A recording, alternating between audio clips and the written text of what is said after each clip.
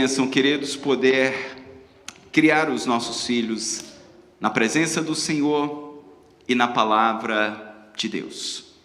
Como vocês ouviram através das crianças, a felicidade é uma busca intensa de todo ser humano. Um dos filmes bem premiados e belos sobre este tema foi um filme protagonizado pelo famoso ator Will Smith, de 2006, A Procura da Felicidade. Com este tema tão sugestivo, o filme ele não retrata em sua maior parte cenas de felicidade, mas muito pelo contrário, ele traz momentos de dificuldades e lutas na vida. Quantos aqui já assistiram este filme? Belíssimo filme, vale a pena assistir. Usando o trocadilho para aqueles que são brasileiros, vale a pena assistir de novo. Quem lembra há muito tempo sabe. É um filme que retrata a história real de um norte-americano negro no início dos anos 80, por nome Chris Garden. Ele criou uma máquina de raio-x que ele tinha convicção que ela iria vender muito e traria, enfim, o sucesso e a conquista do sonho americano. Contudo, os planos não saem como ele planejou. E ele carrega de um lado para o outro aquela máquina pesada de 18 quilos, sem muito sucesso, passando por dificuldades financeiras, devendo vários aluguéis. E as coisas na sua casa vão de mal a pior, a ponto da sua esposa abandoná-lo, deixando-o sozinho com um filho de 6 anos de idade, apenas 6 anos. E quando nós vamos olhando, assistindo aquele filme e os desdobramentos, a vida dele vai se tornando cada vez mais dura. Ele é despejado do apartamento e passa a dormir em abrigos, porque não tinha condições de pagar um aluguel. Dormindo em abrigos, fazendo um estágio numa grande empresa, mas sem muita expectativa de ser contratado, ele ainda, pelas madrugadas, voltando do seu estágio, tenta estudar, tendo pouquíssimas horas de sono, para que ele possa, enfim, conseguir um emprego digno que lhe proporcione pagar um aluguel e dar uma vida digna para o seu filho. Essa história que retrata tanta dor, sofrimento, superação, traz este tema que se aplica à vida de qualquer ser humano. Todo e qualquer ser humano nesta existência, na atual configuração, ele busca a sua felicidade. Alguns acreditam que ela virá na conquista da tão sonhada carreira, outros acreditam que ela se tornará algo real e palpável quando se conquistar a casa tão sonhada, quem sabe o diploma tão desejado. Talvez você, antes de vir a este país, tinha uma imagem muito nítida na sua mente de como seria a sua felicidade quando você a conquistaria. É exatamente sobre isso que nós iremos falar nesta noite, dando continuidade à nossa pregação expositiva no Evangelho de Mateus. Nós perceberemos que Jesus começará o seu grande sermão das boas novas do Evangelho, falando sobre a verdadeira felicidade.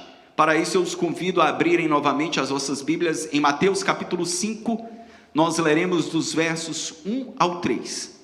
Para os nossos convidados, aqueles que cultuam pela internet ou que estão aqui, na nossa igreja nós pregamos expositivamente, versículo por versículo, e já estamos há alguns meses no Evangelho de Mateus, seguindo os versos de cada capítulo.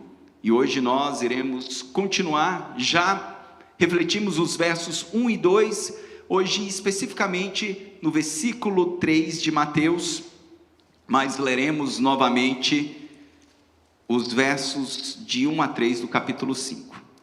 Diz a palavra do Senhor: Vendo Jesus as multidões, subiu ao monte, e como se assentasse, aproximaram-se os seus discípulos, e ele passou a ensiná-los, dizendo, vamos ler juntos o verso 3? Bem-aventurados os humildes de espírito, porque deles é o reino dos céus. Que Deus abençoe a sua palavra. Feche seus olhos uma vez mais. Peça para Deus falar ao seu coração. Maravilhoso Deus, nós continuamos o nosso culto ao Senhor. Gratos por tudo aquilo que o Senhor já nos deu através da leitura da tua palavra, dos cânticos entoados, através das orações feitas. E nesta hora, Senhor, que nós nos debruçamos no texto sagrado, nós te pedimos, Espírito Santo, fala conosco. Que todos nós,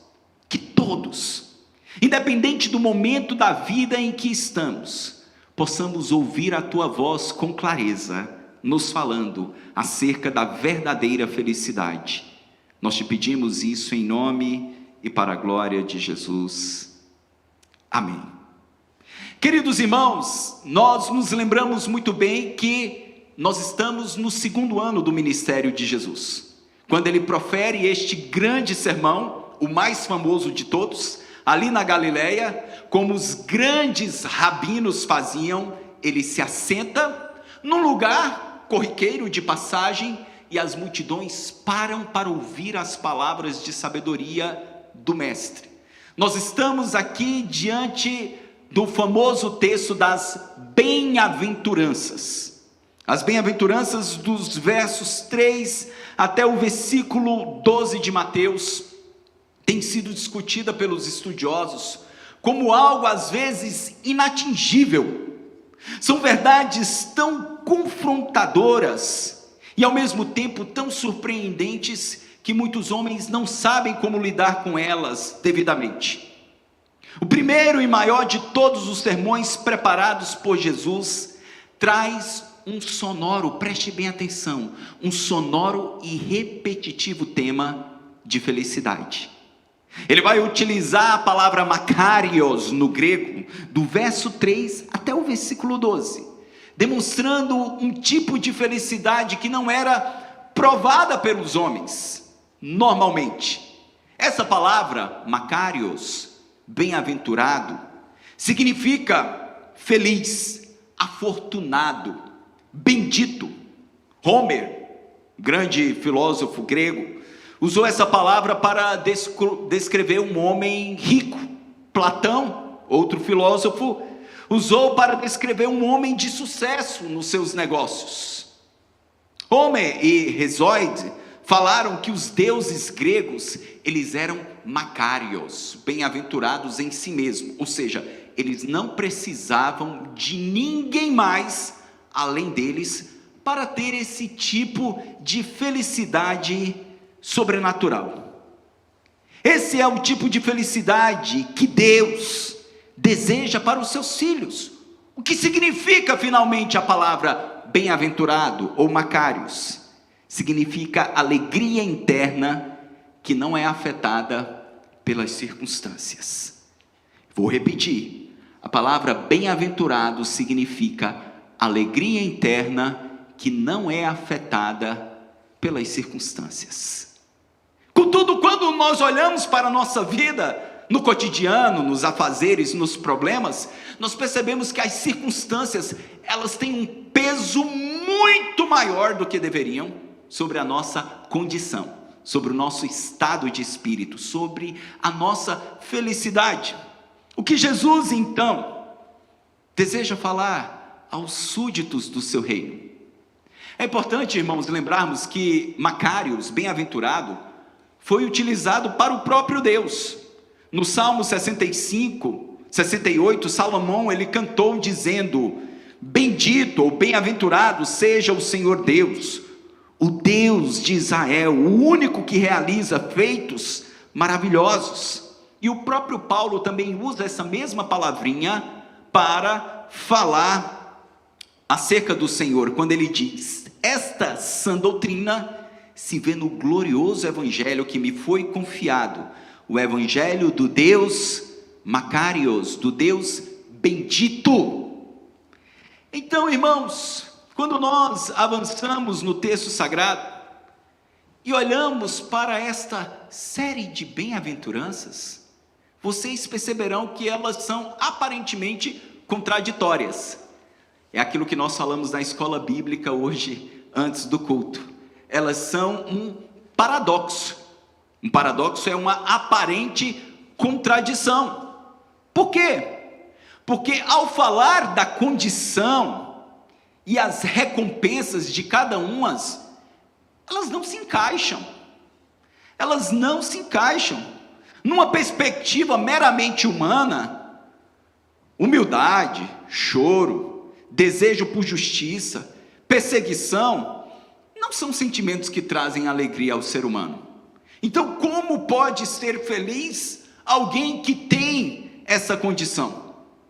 Para o homem natural, ou um mero frequentador de igreja, tudo isso que Jesus está proferindo aqui, são palavras sem sentido algum.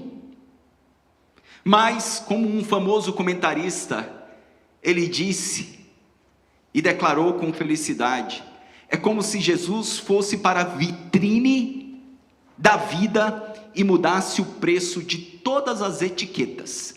Aqui ele está confrontando os valores daquilo que os homens dizem ser necessário para ser feliz. Dizem ser necessário para ter essa plena felicidade. Contudo, também um filósofo grego chamado Sêneca, ele disse: o que é mais vergonhoso do que equiparar boas almas racionais com o que é irracional? O seu ponto é que nós não podemos satisfazer as necessidades reais de seres racionais com coisas irracionais, ou seja, com objetos.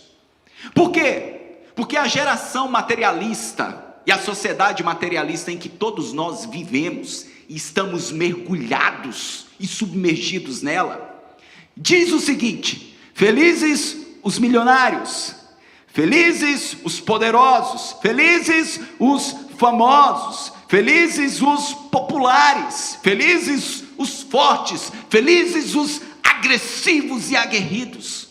Ou seja, os valores da sociedade a qual nós vivemos e criamos os nossos filhos apontam a felicidade e a realização no ter. Não que o ter seja pecaminoso em si mesmo, e nós iremos falar disso um pouco mais daqui a pouco, mas eles afirmam que aquilo que é material pode nos dar significado. E antes mesmo de Jesus, Sêneca, um grande conselheiro de Nero, disse: olha, nada que é inanimado, que é irracional, pode trazer felicidade plena a quem é racional e feliz.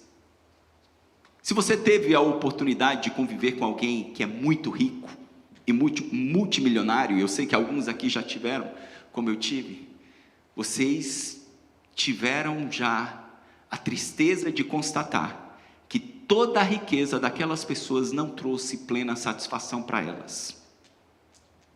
Eu tive um padrasto, e o Binha conheceu muito bem, e, infelizmente, um homem de uma condição financeira privilegiada, mas de uma infelicidade profunda, de algumas vezes vê-lo chorar, dizendo: eu trocaria tudo que eu tenho para poder ser feliz. Por que o mundo não pode encontrar esta satisfação plena daquilo que se tem? A Bíblia mesmo retrata o homem mais poderoso de sua época, quando ele colocou o seu coração e a sua satisfação da vida no poder, ele entrou numa crise sem precedente. Como se chamava este homem? Salomão. Salomão, ele foi o mais sábio, glorioso. Ele buscou a felicidade, mesmo tendo o sangue real da linhagem de Davi, nas suas conquistas. Ele teve centenas de habitações, fazendas, vinhas, pomares, riqueza, escravos, servos, mulheres. Ele teve 1000, Rodrigo, 700 esposas e 300 concubinas. Observem então que com todas as conquistas que ele teve, ele chega no final da sua vida, por colocar a sua felicidade na conquista, por tirar os seus olhos do Senhor em algum momento, ele chega no final da sua vida, escreve o livro de Eclesiastes e começa o livro no capítulo 1 dizendo: vaidade de vaidade, tudo é vaidade, tudo é correr atrás do vento. A vida não faz sentido. Jesus veio para mostrar que a árvore da alegria nunca cresce numa terra amaldiçoada. Esta terra foi manchada e amaldiçoada pelo pecado. Por isso o homem nunca encontrará plena satisfação em absolutamente nada que ele conquiste nesta vida. O oposto, irmãos, também é verdade. Se o homem não pode encontrar plena satisfação espiritual nos bens materiais, porque o homem não é apenas um corpo físico, ele tem uma alma, e a alma dele clama por seu Criador. A alma do homem clama pela comunhão com aquele que o colocou nessa existência. O oposto também é verdade. Necessidades materiais não podem ser supridas com verdades espirituais. Ou seja, se alguém tem fome, não basta orar por ele, nós temos que alimentá-lo. A palavra de Deus deixa claro isso.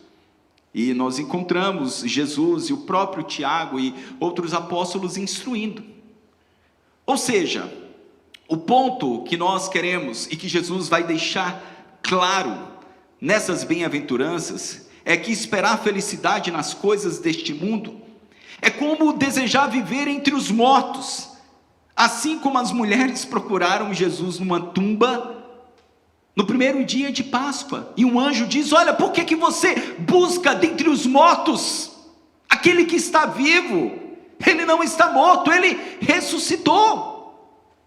O homem não encontrará plena satisfação em coisas e conquistas deste mundo se a sua alma não estiver voltada para aquele que é o Senhor da glória. Então, o Sermão do Monte, que nós vamos visitar todas as verdades a partir deste domingo, traz um estilo de felicidade revolucionário, completamente diferente do que os homens tinham ouvido até então. E eu posso assegurar aos irmãos, completamente diferente do que a sociedade materialista lá fora nos ensina através do Netflix, Hollywood, através de todas as mídias sociais. A felicidade do Sermão do Monte vai numa direção totalmente oposta. É impossível viver o novo estilo de vida de Jesus se não possuir a sua nova vida. Então, esta pregação que Jesus faz no Sermão do Monte não é para descrentes, é para crentes. Esse Sermão do Monte é para aqueles que já tiveram um coração trocado, é para aqueles que já receberam uma nova natureza, a natureza divina da parte dele. As bem-aventuranças, irmãos, não são possibilidades. Como se Jesus estivesse dizendo: olha, é possível que vocês alcancem isso. Não, as bem-aventuranças são constatações na vida dos verdadeiros crentes, na vida dos verdadeiros filhos de Deus. Elas também são progressivas, ou seja, a bem-aventurança do versículo 3, ela antecede a manifestação do 4.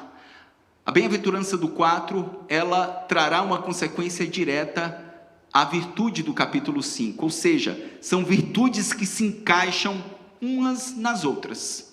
Tendo dado todo este pano de fundo e todo essa explanação, o que Jesus falou sobre esta felicidade para além da felicidade? Macários, felizes, afortunados.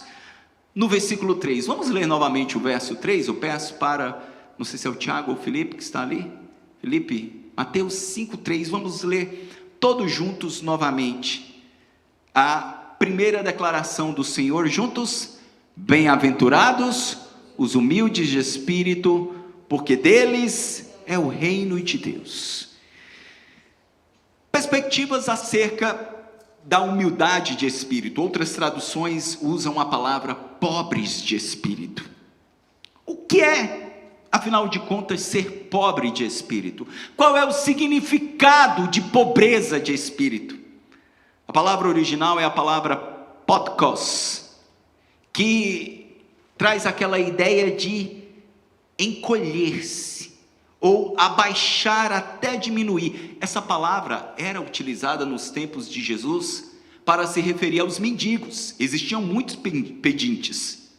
Aqui nós temos, mesmo sendo uma nação próspera, muitos, principalmente ali no North East de Filadélfia, muitos pedintes. E nos dias de Jesus, onde não havia um sistema de previdenciário muito avançado, existiam viúvas, órfãos, pessoas de vários aspectos que tinham como meio de subsistência o pedir. Então, a palavra utilizada era uma palavra que se referia aos mendigos, aqueles que se encolhiam na rua e alguns, por vergonha, por não querer serem reconhecidos, cobriam o seu rosto. Então a expressão é: aqueles que encobrem o seu rosto de vergonha e estendem a mão. Será que Jesus está falando aqui de pobreza material? Se ele estivesse falando de pobreza material, então os franciscanos, no contexto católico romano, estariam certos ao fazerem votos de pobreza, abrirem mão dos seus bens e viverem a vida mais simples e abnegada possível. Será que é este tipo de pobreza?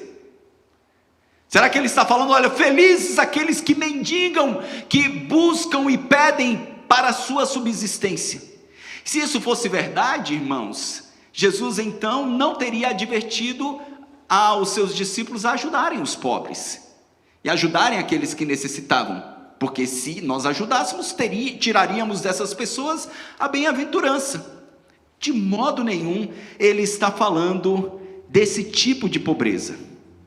Também notamos que no Novo Testamento nenhum crente é condenado por ser rico. Nós encontramos alguns homens ricos, sim, e que foram tementes a Deus. Nicodemos, temos José de Arimateia, Filemon, o centurião romano. Foram homens que tinham riqueza, tinham poder, mas ainda assim eram tementes a Deus e serviam ao Senhor. Jesus não está aqui condenando a riqueza material e enaltecendo a pobreza material. Ele está falando de pobreza espiritual. Macários, mais do que felizes são os pobres espiritualmente. O que significa isso, pastor? Grave bem, meu irmão. Se você quer encontrar o caminho da felicidade, se você está cansado de tentar ao longo de 20, 30, 40, 50, 60 anos, felizes são aqueles que reconhecem a sua pobreza espiritual diante de Deus. Felizes são aqueles que reconhecem a sua condição de inadequação diante de um Deus tão santo e tão glorioso. Este é o ponto exato da primeira bem-aventurança, irmãos. A pobreza de espírito, ela denota aqueles que se esvaziam, aqueles que se colocam abaixo da sua condição. A razão de todo pecado, preste bem atenção, a raiz de todo pecado está em uma única palavra: orgulho. Todo e qualquer pecado, pode ser roubo, mentira, pode ser lascívia, adultério, não importa. Todos esses pecados estão enraizados no orgulho. É quando o ser humano quer fazer prevalecer a sua própria vontade e rejeita a vontade de Deus. Os religiosos nos dias de Jesus, eles simplesmente se colocavam numa condição muito elevada, se colocavam numa condição acima do que realmente era. E Jesus então deixa claro que o caminho para a felicidade e para entrar no reino, para fazer parte do seu reino, é reconhecer a sua condição de inadequação. Observe o versículo de número... Ariadne, pega uma cópia do meu sermão em inglês para a irmã, por favor, querida. Observem o que a palavra de Deus diz em Isaías 66, versículo 2. Por favor, Felipe, pode projetar? Isaías 66, verso 2. Isaías 66, 2. Vamos ler juntos, irmãos? Porque, perdão, 66, 1 e 2, vamos lá. Assim diz o Senhor, juntos, assim diz o Senhor: o céu é o meu trono, e a terra, estrado dos meus pés. Que casa me edificarei, vós?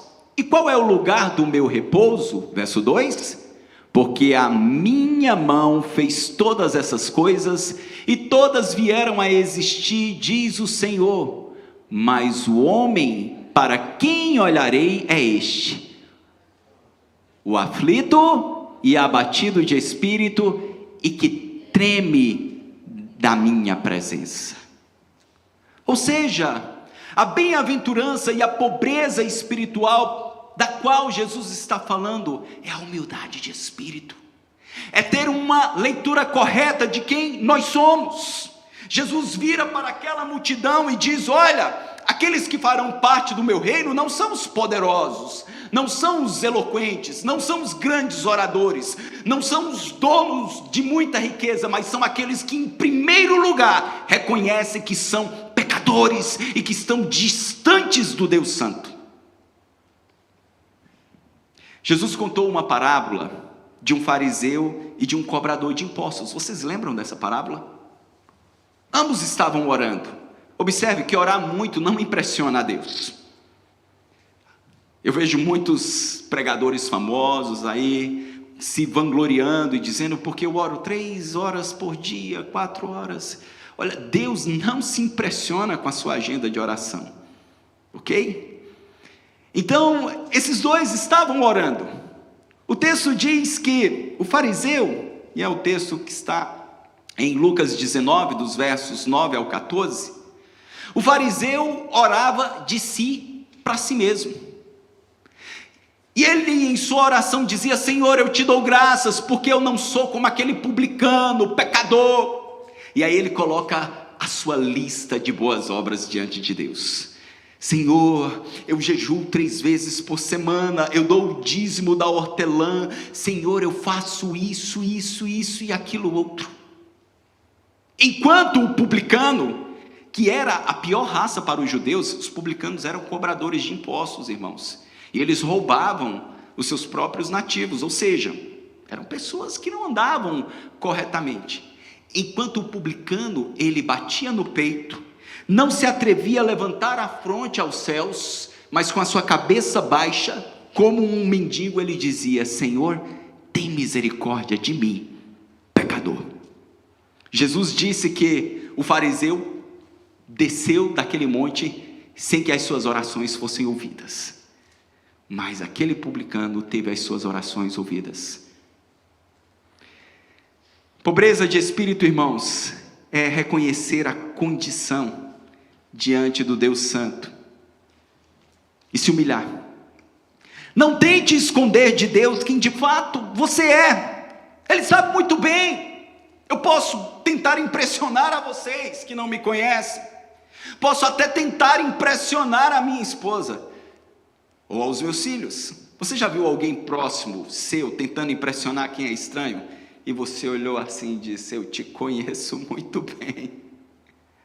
Todos nós já vimos em algum ponto isso. O ser humano é performático. Numa geração de selfies e de filtros, onde as mulheres, principalmente, apesar que existem os metrosexuais, é isso mesmo, me corrijam se a palavra está errada, e não que a vaidade ela seja de toda pecaminosa, onde se tira 200 fotos para escolher o melhor ângulo, no melhor filtro. Eu ainda sou da época da que nós chamávamos o fotógrafo numa festa de aniversário para tirar 1 ou 2 ou 3, 4 fotos. Quem pegou essa época ainda? Tem mais de 40. Quem levantou a mão? Observem então, numa época em que se usa muito filtro para mostrar um melhor ângulo, Photoshop, para impressionar, e as pessoas olham nos perfis sociais e dizem: uau, que rosto, que corpo, que sorriso, que performance. Quando aquilo muitas vezes é uma propaganda enganosa do que de fato se é. As pessoas fazem isso com o seu caráter, elas fazem isso com a sua ética, elas fazem isso com a sua moralidade, e infelizmente elas fazem isso com a sua espiritualidade. Mas deixa eu lhe dizer uma coisa, meu irmão, preste bem atenção. O Deus dos céus, Ele não se impressiona com a performance de ninguém, porque Ele sonda o meu coração, o seu coração. Ele sabe da nossa real condição. Então, se nós queremos de fato fazer parte deste reino, a primeira atitude não é apresentar uma lista para Ele e dizer: Deus, eu faço isso, isso, isso e isso. Não, é dizer: Senhor, Tu sabes que eu sou pecador, Tu sabes, Senhor, que esta área na minha vida é difícil, Senhor, Tu sabes o quanto eu luto.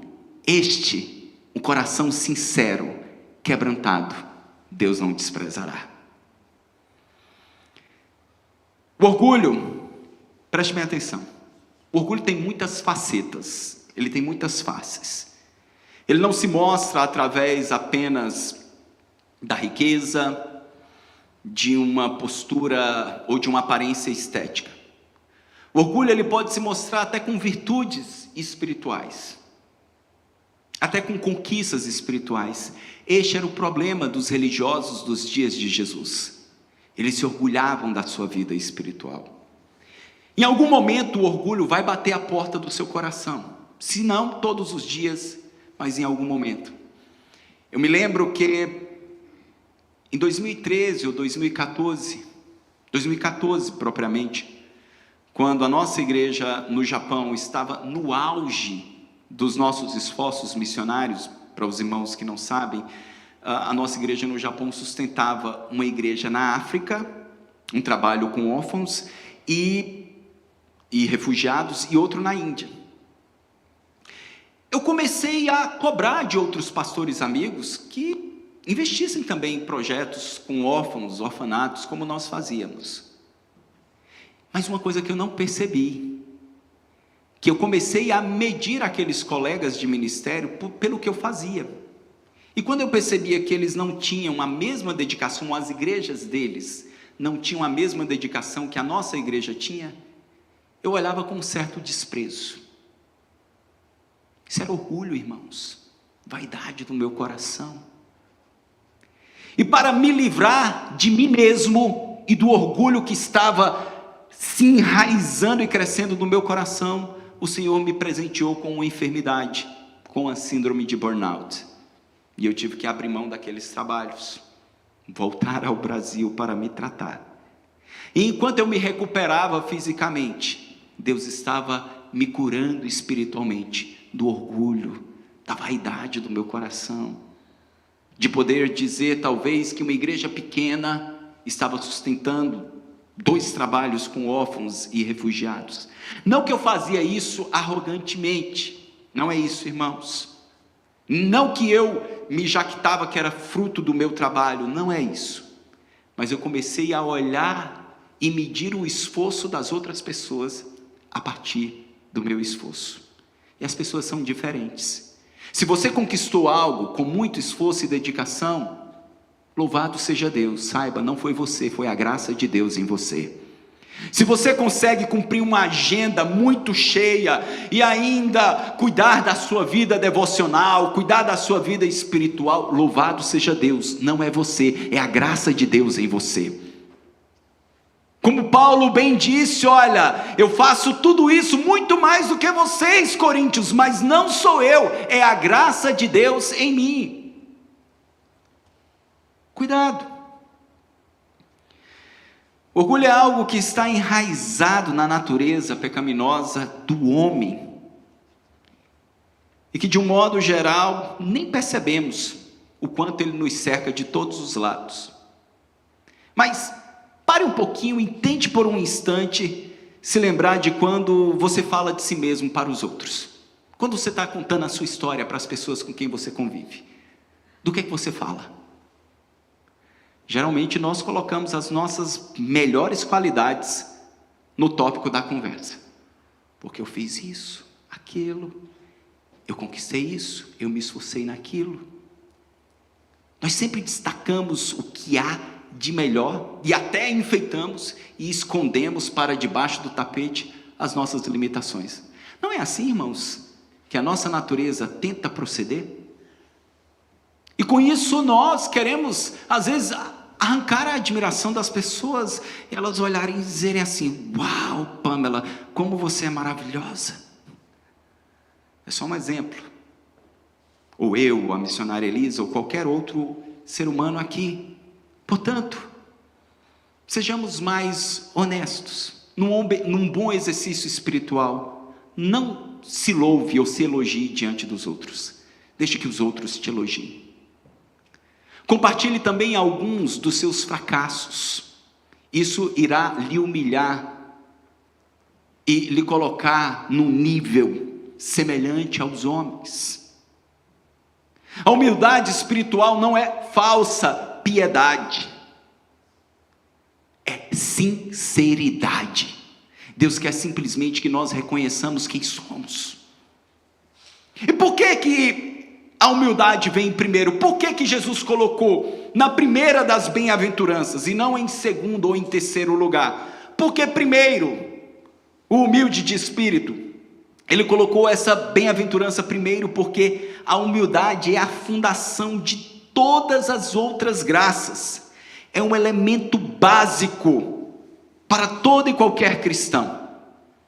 Como ele mesmo disse em Mateus 18, versos 3 e 4, Filipe. Mateus 18, 3 e 4. O texto diz o seguinte: eu asseguro que, a não ser que vocês se convertam e se tornem como crianças, jamais entrarão no reino de Deus. Portanto, quem se faz humilde como esta criança, este é o maior no reino dos céus. Jesus não disse que as crianças eram inocentes. Ele disse que elas eram humildes porque eram ingênuas. As crianças geralmente, elas falam o que sentem, elas revelam com sinceridade a sua condição, elas não são tão polidas às vezes em esconder algumas coisas que nós adultos conseguimos fazer muito bem. Então a verdade é que Jesus está dizendo: olha, sejam sinceros e verdadeiros como uma criança. O Dr. John MacArthur, ele disse: a porta para entrar no reino de Deus é baixa, e todo aquele que permanece grande em seu orgulho não pode passar por ela. A humildade deve preceder todas as outras virtudes. Jesus condenou uma igreja chamada Laodiceia, lá em Apocalipse, sabe por quê? Eles eram vaidosos demais. Eles tinham um ego inflado que subia aos céus. Eles diziam: olha, nós somos ricos, abastados, não necessitamos de nada. E Jesus diz: olha, você precisa comprar de mim colírio, para que você possa se enxergar e perceber que você é miserável, pobre, cego e nu. Você já teve a experiência de conversar algum momento com alguém extremamente vaidoso e orgulhoso? A pessoa se louva, e às vezes numa percepção tão surreal, que nós nos perguntamos: de que essa pessoa está falando? E eu tenho certeza que em algum momento você já parou e disse: será que ele não se enxerga? Será que essa pessoa não se vê? Talvez eu e você, nós não chegamos a um extremo como esse, mas há alguma medida de orgulho, sim, batendo na porta do nosso coração. E nós precisamos buscar em Deus a graça. Precisamos vencer. Precisamos reconhecer que só somos o que somos porque a graça de Deus está sobre nós. E se nós não temos os defeitos que outras pessoas têm, é porque a graça de Deus nos privou de praticar tais pecados. O grande pregador batista Charles Haddon Spurgeon, ele disse certa feita: se alguém falar mal de você, não fique chateado, você é muito pior do que o que essa pessoa disse. Ou seja, às vezes as pessoas falam de uma área de deficiência nossa, Mas existem questões secretas no nosso coração contra os quais nós lutamos, que as pessoas não sabem, e que nós precisamos da graça de Deus para vencê-las. A humildade de espírito, então, ela é essencial, ela vem em primeiro lugar. E a esse ponto da mensagem você pode se perguntar: pastor, tudo bem, eu já entendi. O que eu faço para alcançar esta humildade? Como me tornar um pobre de espírito? Falando a verdade, não é fazer rostinho de coitado, não é ir para um monastério, não é seguir o caminho dos monásticos, dos ascéticos, não é? Existiam nos dias de Jesus aqueles que se isolavam de todo e qualquer convívio social. Não é seguir o caminho que se tornou muito popular no catolicismo romano, da automutilação, onde as pessoas se chicoteavam e se autoflagelavam. Vocês já viram isso? Não é isso que vai lhe tornar um pobre de espírito. Não é esse o tipo de sacrifício que Deus quer. Ser pobre de espírito é ser visitado pelo Espírito Santo em nossos corações e percebermos a nossa real condição. É uma ação de Deus. Se Deus não abrir os olhos do pecador e fazê-lo enxergar quem ele realmente é, ele continuará inflado em sua vaidade. Portanto, se eu não enxergar isso, eu devo clamar ao Senhor e pedir: Espírito Santo, abre os meus olhos. Mesmo sendo uma ação de Deus, a Bíblia nos orienta em vários momentos a nos humilhar. Mateus 18, Jesus disse no verso 4: portanto, quem se humilha como essa criança, eu já mencionei, este é o maior no reino dos céus. E ainda Tiago, no capítulo 4, verso 10, ele diz: humilhem-se diante do Senhor e Ele os exaltará. A palavra humildade vem do grego humos, que significa filhos da terra. Sabe o que são humus? Adubos, minhocas. São aquelas que vivem debaixo do solo. Ele está dizendo: se coloque abaixo e não acima. Por quê? Porque é Deus quem traz exaltação. Primeiro passo, então, se você quer a humildade que vem de Deus, e ela não vem com carinha de coitado, ela não vem com pobreza material, ela não vem com isolamento social. O primeiro passo é tirarmos os olhos de nós mesmos e voltarmos os nossos olhos para Deus. Quando estudamos a palavra de Deus, desejamos a face de Deus em oração, quando buscamos conhecer melhor a Deus, os atributos de Deus, quando nós mergulhamos na grandeza de quem Ele é, nós vamos pensar menos em nós e mais no Senhor. Então, pare e analise os seus pensamentos. Você pensa mais em si mesmo ou em Deus? Se você pensa mais em si mesmo e nos seus projetos, e no seu coração, e nos seus planos, então há um caminho a se trilhar. Busque mais a palavra de Deus para que os seus pensamentos sejam permeados com o Senhor. Segundo lugar, devemos mortificar a carne, tirando as coisas que alimentam. A essência do orgulho é a nossa natureza pecaminosa. Então, se nós vivermos em busca de elogios, aclamação popular, nós iremos alimentar ainda mais o nosso orgulho. Então, mortifique o seu velho eu. Ele ainda está aí. Como nós gostamos de citar a missionária Lutero, quando ele disse: eu pensei que o meu velho homem tinha morrido nas águas do batismo, mas depois eu descobri que o miserável sabia nadar. Ou seja, há um velho homem vivíssimo dentro de mim e de você, e nós precisamos do poder do Espírito para vencê-lo dia a dia. E em terceiro lugar, peça a Deus para gerar humildade em seu coração, como Davi orou, e no Salmo 51, no verso 1, ele disse: cria em mim, ó Deus, um coração puro, e renova dentro de mim um espírito estável. Ore, Senhor, gera humildade no meu coração, real, a que te agrada, humildade sincera. Esse é o caminho para alcançar. E finalmente, você pode me perguntar, pastor, e quando é que eu sei que eu já cheguei lá? Que de fato eu sou alguém bem-aventurado por ser humilde de espírito. Como eu vou saber? Thomas Watson, ele traz 7 princípios que nos ajudam a perceber. Eu só vou mencioná-los, não vou pregar outros 7 pontos, fiquem tranquilos. Os 7 princípios são: primeiro, já falamos, nos esvaziar de nós mesmos.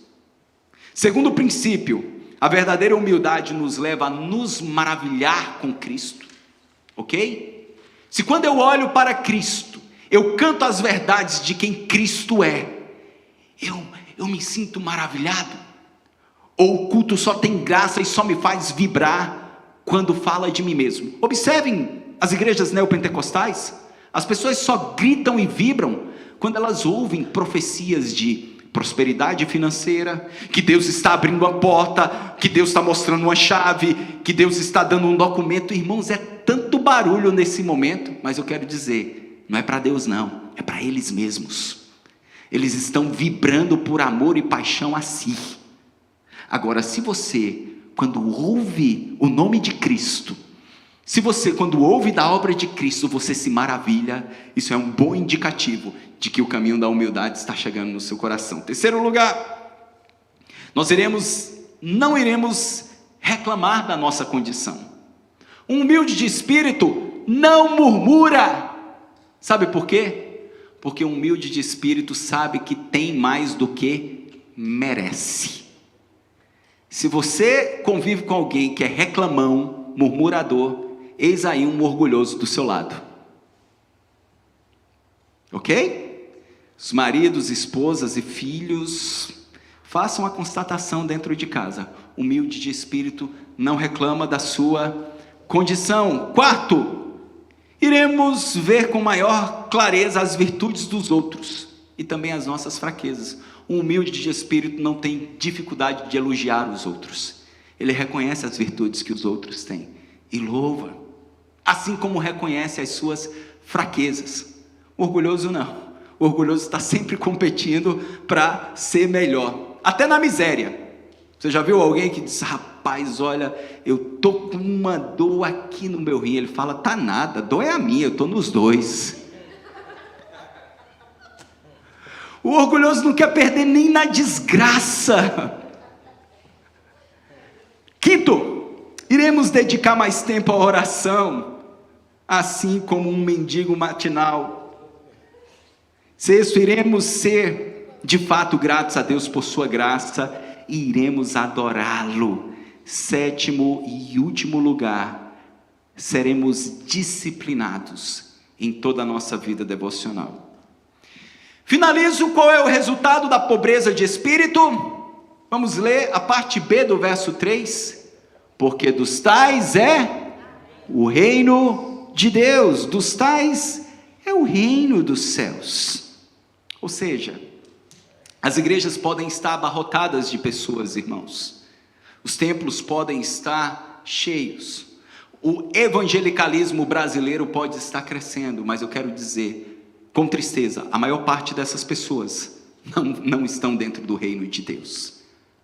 Porque no reino de Deus não há lugar para soberbos, arrogantes, prepotentes e presunçosos. No reino de Deus só se entra aquele que reconhece a sua miséria. Este é o caminho da verdadeira felicidade. Todos os dias, abra os seus olhos. E por mais que você tenha um problema real, e Deus não nega o seu problema, que você tenha uma doença que esteja lhe incomodando, coloque e diga, Senhor, Tu sabes que isso está me incomodando, Tu sabes que isso me traz tristeza, mas eu reconheço que o simples fato de estar vivo é um presente Teu, é fruto da Tua graça. Então, Senhor, obrigado. Ainda que no meu coração não exista alegria naquele momento, mas eu vou dizer, Senhor, eu Te peço perdão por minha frustração e infelicidade, mas eu reconheço que a vida é uma dádiva do Senhor. No início dessa mensagem, eu fiz menção ao premiado filme A Procura da Felicidade. E várias cenas são muito emocionantes. Várias cenas. É um filme para aqueles que são chorões como eu, para você desidratar durante o filme. Mas uma das cenas bem marcantes é quando aquele homem está pegando um ônibus correndo para ir para o abrigo. Ele tinha que chegar cedo, senão não encontraria lugar para dormir com seu filho. E neste momento em que ele está correndo com seu filhinho, o único brinquedo daquele menino cai no chão. Era um bonequinho do Capitão América. E da janela aquele menino grita e diz: papai, o meu Capitão América. Ele não tinha mais o brinquedo. Ele chega no abrigo com aquele filho. E o abrigo era numa igreja. O pastor então vai celebrar um culto com todas as pessoas desabrigadas. E ele diz que na vida nós temos vales e montanhas altas que temos que transpor. E o coral então começa a cantar uma canção dizendo: Senhor, não remova da minha frente essas montanhas. Não remova, Senhor, mas me conceda a graça e a força de escalá-la e transpô-la na força do teu poder. As lutas estão difíceis e árduas, mas, Senhor, me conceda a tua graça. Todos nós estamos em momentos difíceis da vida. Nós temos pessoas que são avós e temos pessoas solteiras aqui ainda, entrando na juventude. Mas cada um aqui tem as suas próprias lutas e dores. Mas eu quero dizer que no mundo quebrado, em meio às lutas e dores que temos, há uma alegria sobrenatural que vem do trono de Deus para o seu coração, meu irmão. Essa alegria não está no Brasil, não está nos Estados Unidos, não está na República Dominicana, não está no Japão. Essa alegria está numa vida de intimidade com Jesus Cristo. E Ele quer lhe dar.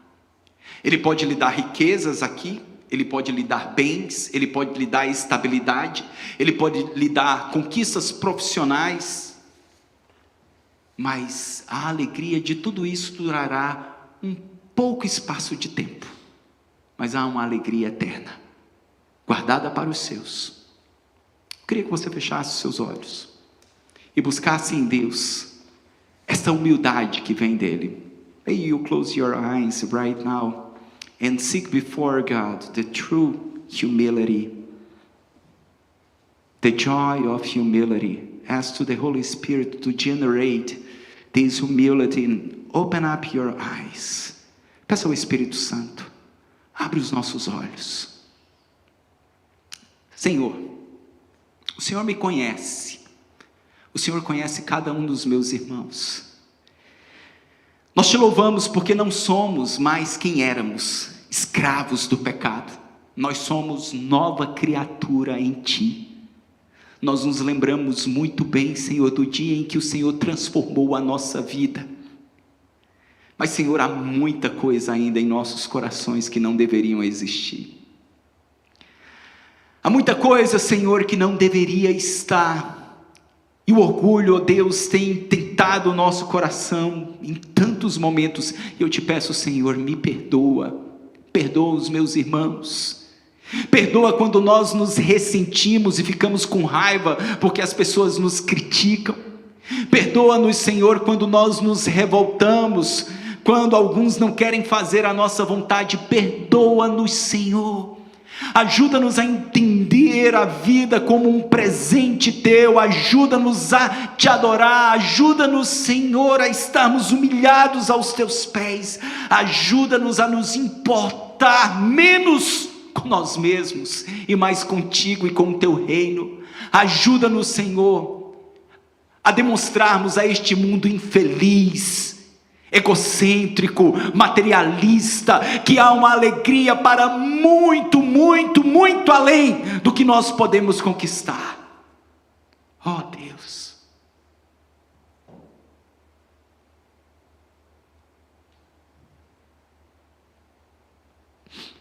visita o Teu povo nessa hora, Senhor. Visita o meu coração e o coração dos meus irmãos. Nós não podemos dissimular e fingir diante de Ti. O Senhor nos conhece. Ajuda-nos, Senhor, a conquistarmos esta alegria e esta felicidade. I'd like to pray also with my sisters here. Lord, You know our hearts. You know our struggles. You know everything that we face in this life. And Lord, help us to live a life of sincerity before You and before men, and find the true joy and happiness in Your presence. Give us the grace to show to the unhappy world that we live Your joy, and the supernatural joy that You offer for everyone who surround before You. We ask You, Lord, Holy Spirit, visit our lives and hearts. Visita a Tua igreja, Senhor. Visita o Teu povo nesta noite. Visita, Senhor, aqueles que estão com o coração árido e há muito tempo não sentem alegria nenhuma em Tua presença. Oh Deus, visita o Teu povo. Nós nos humilhamos diante de Ti e Te pedimos isso em nome e para a glória de Jesus. Se coloque de pé, meu irmão, e vamos cantar uma canção ao nosso Deus em resposta àquilo que Ele falou conosco nesta noite.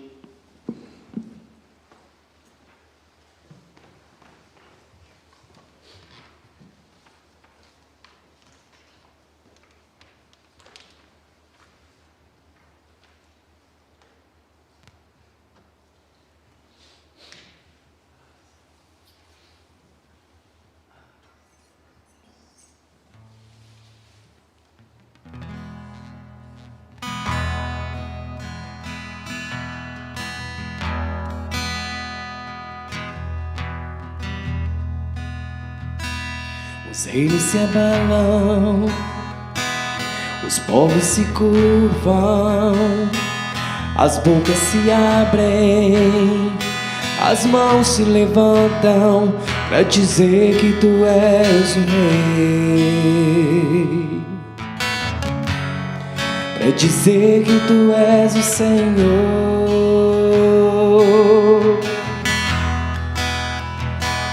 Os reinos se abalam, os povos se curvam, as bocas se abrem, as mãos se levantam para dizer que Tu és o Rei, para dizer que Tu és o Senhor. Teu reino é sempre eterno, firmado em misericórdia, justiça e igualdade, bondade e fidelidade. A Tua igreja Te adora, a Tua igreja Te adora. Os reinos se abalam, os povos se curvam, as bocas se abrem, as mãos se levantam para dizer que Tu és o Rei,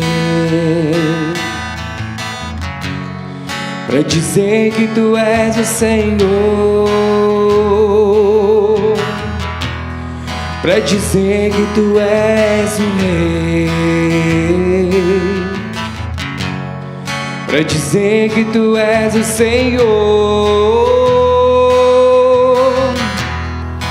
Teu reino é sempre eterno, firmado em misericórdia, justiça e igualdade, bondade e fidelidade. A Tua igreja Te adora, a Tua igreja Te adora. Teu reino é sempre eterno, firmado em misericórdia, justiça e igualdade, bondade e fidelidade. a tua igreja te adora, a tua igreja te adora.